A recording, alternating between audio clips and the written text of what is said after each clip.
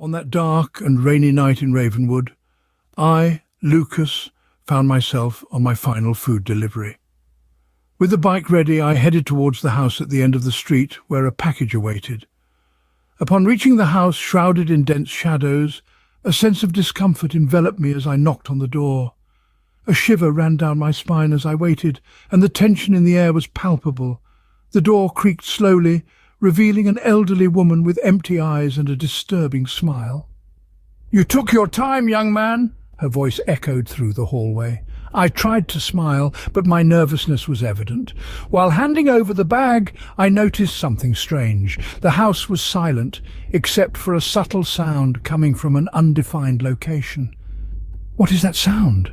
I asked, trying to mask my fear. The woman ignored the question, slowly closing the door. Alone in the darkness, I felt the need to discover the origin of that unsettling sound. I began circling the house, peeking through the windows of dark and ominous rooms. As I explored the perimeter of the house, the sound grew louder. It was a constant murmur, a distorted melody that sent shivers down my spine. Finally, I reached a partially open window at the back of the house. I hesitated for a moment, but curiosity overcame me, and I entered the house through the window of a room. Searching for the source of the sound, I came upon a room illuminated by candles. In the center, a group of people, dressed in ancient clothes with pale faces, gathered around a table. They sang the disturbing melody with empty eyes fixed on me. I realized that the elderly woman was the leader of the strange ritual. Before I could react, the candles went out, plunging the room into darkness. When the lights came back on, the room was empty, except for a single lit candle in the center of the table. Terrified, I ran out of the house and onto my bike. As I pedaled desperately away, I could still hear the distorted sound echoing in my ears.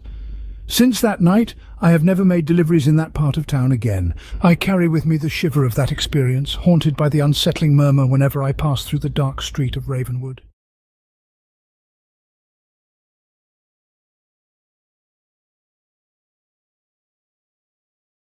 On that dark and rainy night, I, Alex, a food delivery driver, received a request to deliver to an isolated mansion at the edge of town.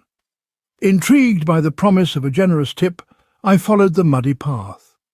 Upon arrival, a mysterious and alluring woman greeted me at the door with a captivating smile. "I'm glad you've arrived," she said, seductive. "I was famished and waiting for you." She informed me that the tip was in the bedroom and invited me inside to avoid catching a cold due to the rain. Upon entering the house, I was met with an unpleasant odour. The woman led me to the living room, where candles burned dimly, revealing dusty furniture and a visibly neglected environment. "You can leave the food on the table while I get your tip," suggested the woman, pointing to a table covered with a stained cloth.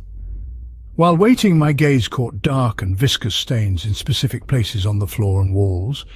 She returned and apologized for the mess, murmuring, acknowledging my incredulous look. "Sometimes things get out of control." The woman approached me, casting a provocative glance. I began to feel a growing sense of discomfort.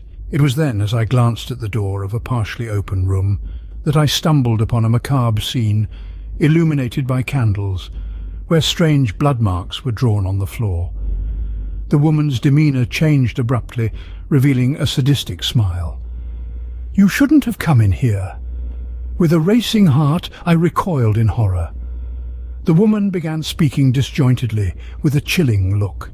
The murmur of inhuman voices filled the room as shadows writhed around me. Desperate, I ran out of the mansion, leaving behind the sinister woman and her dark secrets.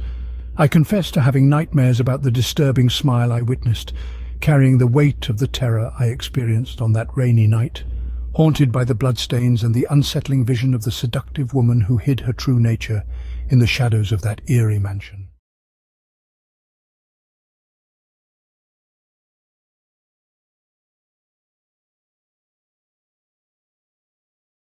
On that dark and silent night, I, Eric, a food delivery driver, received a request to deliver an order to a secluded house on the outskirts of town. The path there was winding and poorly lit, adding to the mystery surrounding the residence. Upon arrival, I noticed that the house was shrouded in darkness and silence, as if it were a spectre forgotten by time. Determined to complete the delivery, I rang the doorbell, but no signs of life came from the house. Undeterred, I rang again, waiting patiently, but the silence persisted. As I waited, I began to hear strange sounds, creaks and whispers that seemed to echo through the dark hallways of the residence. Anxiety grew within me, but the need to fulfill the job kept me there, even as a sinister foreboding hung in the air. Looking at a side window, I had an intriguing sight. Shadows danced behind the curtain, as if invisible forms were moving through the empty interior of the house. The feeling of being watched enveloped me, making me step back a few paces as the darkness seemed to come to life, murmuring inaudible secrets.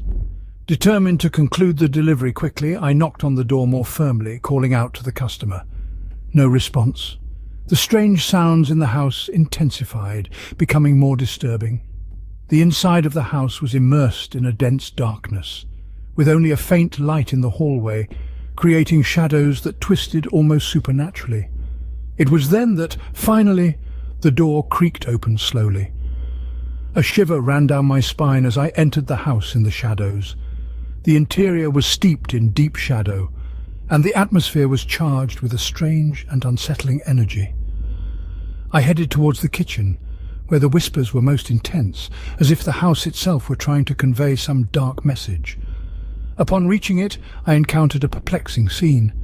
The kitchen was empty, with no apparent signs of life, but the whispers seemed to take shape, echoing through the walls as if the house itself were trying to communicate a message. The delivery I held in my hand seemed insignificant in the face of the oppressive atmosphere lingering in the space. Bewildered and unable to comprehend what was happening, I dropped the package on the floor and hastily left the premises. The darkness of that house seemed to have absorbed some of my own light, leaving me with a sense of unease that would persist for a long time. The next day I had another delivery near the house where I witnessed the inexplicable events. Driven by curiosity, I decided to pass by to observe. Upon seeing the house, I noticed the presence of police cars and a plastic sheet on the ground, covering something resembling a body.